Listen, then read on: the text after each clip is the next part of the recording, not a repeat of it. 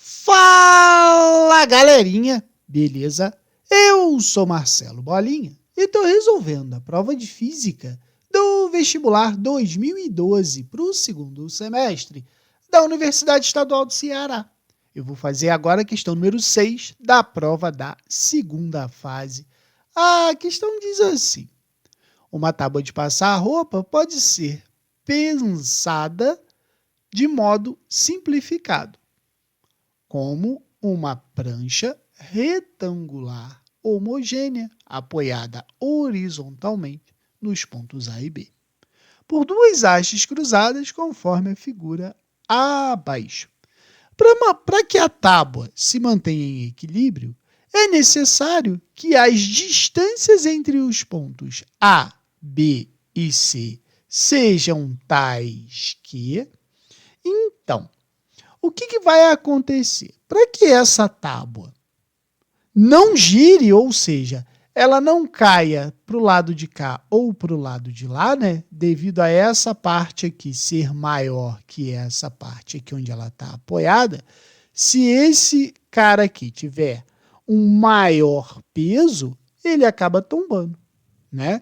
Então a tendência seria o quê? A tábua tombar nesse sentido. Porém, a gente tem que lembrar o seguinte: para que essa tábua ela não tombe, as forças todas que atuam sobre ela vai ter que ser igual, vai ter que ter uma resultante igual a zero, vamos botar assim. Então, imagina o seguinte: vamos analisar essa tábua assim. Vamos supor que essa tábua ela seja representada sem esses pontos de apoio A e B por enquanto. Então, o que a gente vai fazer? Se ela tem massa, ela tem um centro de massa. E esse centro de massa, a gente poderia representar aonde que a força peso vai atuar. Então, a força vai atuar no seu centro de massa.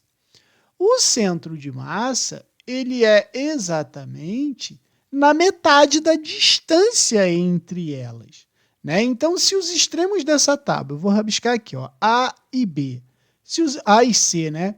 Se os extremos da tábua é A e C, eu posso dizer que esse segmento AC, ele está dividido ao meio pelo seu centro de massa. Entendeu? Então, qual foi a tendência dessa tábua para girar? Eu vou ter para cá a força que atua em A para fazer a tábua girar, né? Então, eu tenho uma força que vai levantar essa tábua para fazer a tábua girar. Porém, a gente tem que analisar o seguinte: vai ser a força peso que vai ser a força contrária, né? Contrária não, vai ser a favor para essa tábua girar. Então, eu vou ter uma força peso aqui, mais a força normal em A, né? Que eu vou chamar de FA, vamos botar assim, que vão fazer essa tábua cair. E vai, então, ter que existir uma força aqui para cima que vai equilibrar esse cara. Vai ser essa força F que a gente vai saber qual vai ser a posição que ela vai colocar, que ela vai atuar, vamos botar assim, né? Então, é como se eu chegasse aqui, em qualquer momento aqui, e falasse assim, ó, eu vou apoiar aqui para que a tábua não tombe. E como é que a gente vai determinar essa força, que é exatamente o que o problema está pedindo?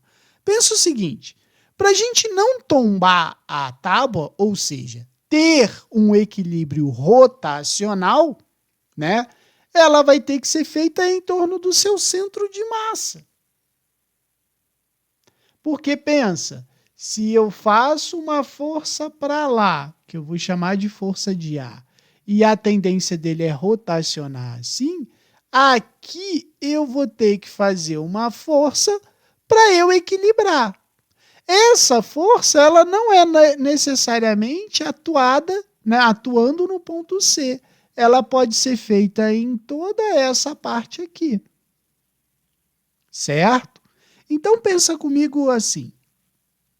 Para que o equilíbrio rotacional seja mantido, né, a gente vai ter que ter uma força entre C e B para evitar esse tombamento, certo? Então, essa força ela pode ser feita no seu centro de massa, né? E o centro de massa ele está valendo AC sobre 2, certo? Então, eu posso dizer que essa força ela pode ser colocada no seu centro de massa, que é AC sobre 2. Então, ela pode ser colocada aqui. Ou entre esse ponto e o ponto B, né? Ó, entre esse ponto e o ponto B. Então, veja bem, se aqui se a gente botar assim, vamos fazer assim, ó, se a gente considerar que o centro de massa está no ponto B, a gente vai ter o quê? Que a força vai ser entre A e C. Também ela pode ser atuada entre C e B. Então, eu posso dizer que essa força ela pode ser maior que o segmento AC sobre 2. Então, a minha melhor resposta seria o quê?